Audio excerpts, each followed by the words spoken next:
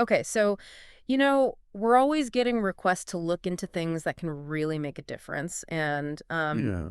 this time, you guys have really sent us down a path that I think a lot of people are struggling with. Hmm. How do we help our youngest English learners?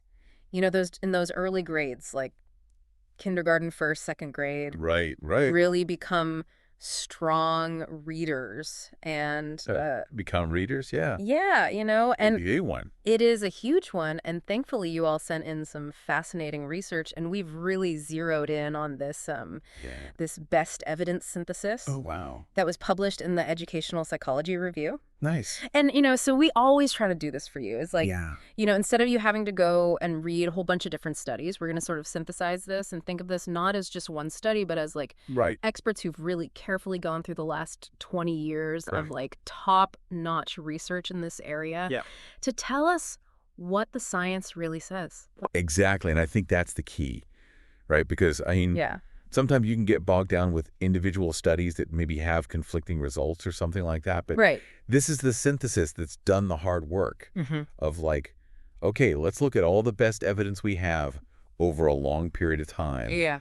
What is it actually telling us? And it can feel less overwhelming because Totally. it's like they've already kind of curated it down to Absolutely. like the good stuff, you know what I mean? Totally. Yeah, they've sifted through it all for us, so Yeah. it's great. So our mission today is to unpack what they discovered about effective reading instruction for these little guys. Yes. Figure out which programs have shown the most promise, Love it. and also understand where the gaps in our knowledge still lie. Because I feel like there's always gaps. Always gaps. Always more to learn. Yeah, always more to learn. Okay, so let's dive in. So this team of researchers, they looked back at 20 years Wow.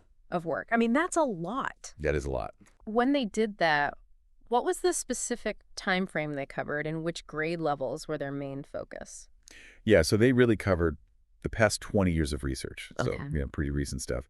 And here's something that was really interesting to me right off the bat. Okay. All of the studies that met their very, very strict quality standards Okay. focused on students in kindergarten, Yeah. first and second grade. Hmm. They actually didn't find any studies that were rigorous enough that included English learners in third grade. Wow. So that tells us something right there Yeah. about where research efforts have been. Wow. No grade 3 studies in a 20-year review. Yeah. That met their criteria. I know, it's interesting. That really highlights a gap in our understanding right there. Huge gap. Yeah. Okay, so out of all that research on reading interventions for these early grades over 2 decades, how many individual studies actually made it through their rigorous screening process? Yeah, so they identified a total of 10 studies that met their best evidence criteria.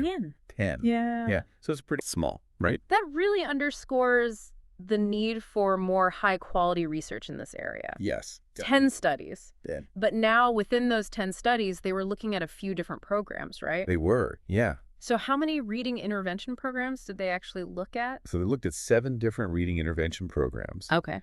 And then across all those programs and all those studies, they found 76 different measures of like how effective those interventions were. Wow. So we actually do have a fair amount of data to dig into. Okay. But even though it's only 10 studies? even though it's only 10 studies, they were being super picky, basically. Right. And only including the studies with the strongest designs and the most reliable results. Gotcha. So really high quality. Exactly, yeah.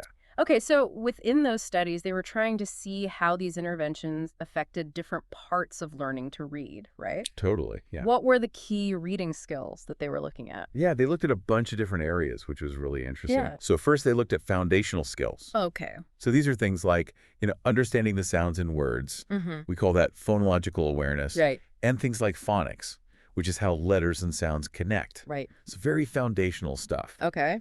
They also looked at fluency, which is, reading smoothly and accurately. Right. And of course, comprehension, Right. understanding what you read, Right. super important. Yeah. And finally, they also looked at the impact on oral language development, Okay. which is so important Yes. for young learners, especially those who are still learning English. Yes, especially It's- especially when English is not their first language. Totally, yeah. Right. Huge. Okay, so we're talking about building blocks here. Yeah. Sounds and letters, smooth reading, understanding, and then the ability to just speak and understand the language itself. Absolutely. Okay, now let's get to what you mentioned earlier, the programs that showed the most promise. Yes. Let's start with proactive reading. What did this synthesis reveal about its effectiveness? So proactive reading really stood out in the synthesis. Mhm. They found that it produced some of the largest effects Okay. across several really important reading skills. Okay. Foundational skills, fluency, and even reading comprehension. Interesting.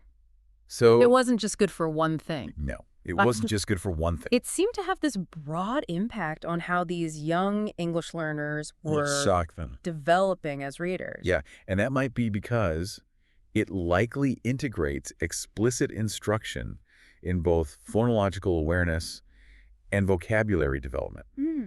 And we know, That's really interesting. yeah, those are both really, really crucial Oh. for ELs. It's interesting that it had such a wide impact. Yeah. How is proactive reading typically delivered to the students in these studies? Was it one-on-one tutoring, small group work, or something else? Yeah, so the studies that looked at proactive reading consistently used a small group setting for instruction, Okay, so Yeah. not one-on-one. not one-on-one. Yeah, so, it suggests that maybe there's something really beneficial Yeah. about that focused attention Yeah. and targeted teaching Yeah. that you can provide in a smaller group, Right.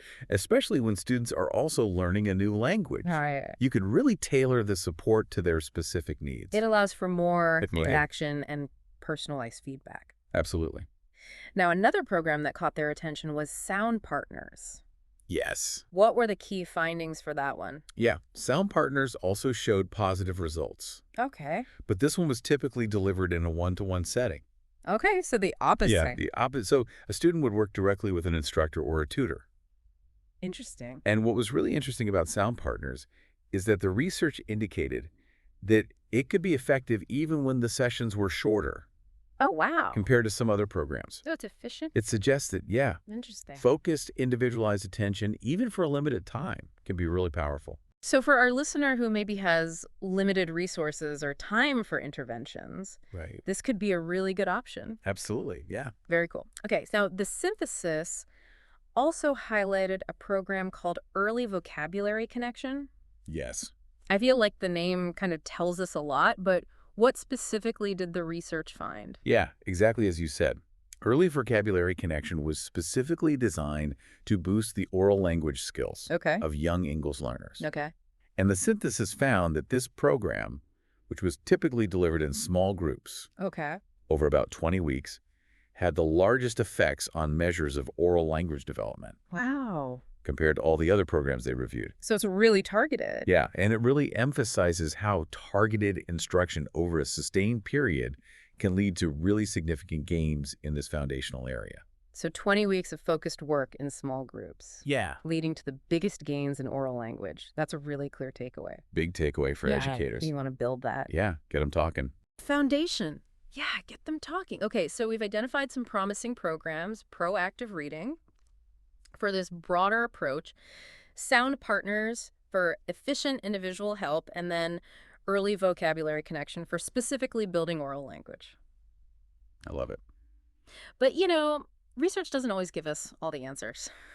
Unfortunately not. So what were some of the main limitations that the researchers themselves pointed out in this synthesis? Yeah, this is so important, right? Yeah. Because no study is perfect. Right. And they highlighted one primary limitation that's really important to understand, and that is the relatively small number of studies Okay. that actually met their very strict best evidence criteria. Right. So They were so picky. they were so picky Yeah. that it limited the number of studies that they could include. Right. So while the findings we discussed are super encouraging, Yeah. the evidence base is still somewhat limited. Right. And this means we need to be a little bit cautious about drawing super definitive conclusions. Yeah. And it really underscores the need for more high-quality research in this specific area. Yeah. I'm wondering, do you think Kelly. that maybe the specific challenges of researching Right. interventions for ELs, like the Yeah. fact that they come in with varying levels of English proficiency. Yeah. Do you think that contributes to this like smaller I think so, for sure, because evidence base? you have so much variability Yeah. in the EL population and how much English they've been exposed to before they even enter school. Right. It's really hard to compare Right. apples to apples. Right. And do those comparisons across studies. Exactly. Yeah. It's a really complex area to research. Yeah, absolutely.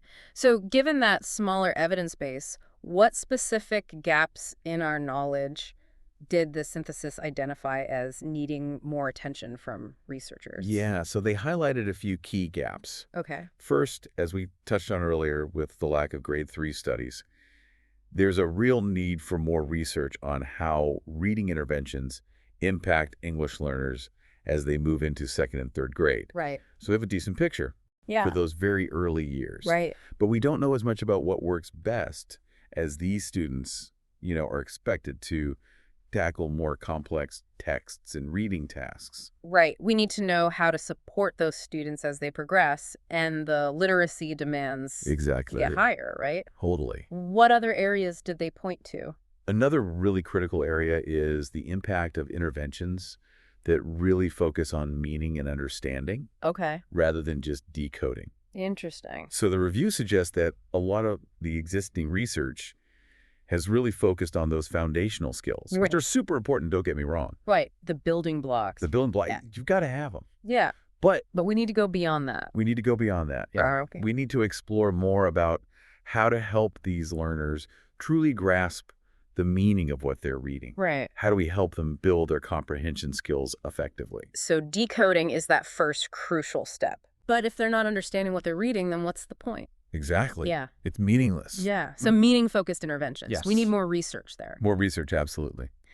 Okay. Were there any other specific areas where they felt like more investigation was needed? One final area they emphasized was the need for more research to identify interventions that can effectively improve both reading comprehension and oral language At skills the same time. at the same time, yeah, Okay. for English learners in kindergarten through 3rd grade. Interesting. So, these two are so tightly linked, Right. and finding ways to boost both of them simultaneously Right. could have a really significant impact. Because stronger oral language provides that richer foundation Yo. for understanding written language. Absolutely, yeah. So interventions that can address both in an integrated way would be Yes. so valuable. So powerful, yeah. Okay, now thinking about you, our listener Yeah. who's listening to this, trying to, get informed quickly Real- and thoroughly. Yeah. How does a synthesis like this really help you in your day-to-day work or understanding? Yeah, I think this synthesis is like getting a curated collection Yes. of the best information available. Yeah. So instead of spending hours and hours Yeah. trying to track down and evaluate individual studies, Yeah.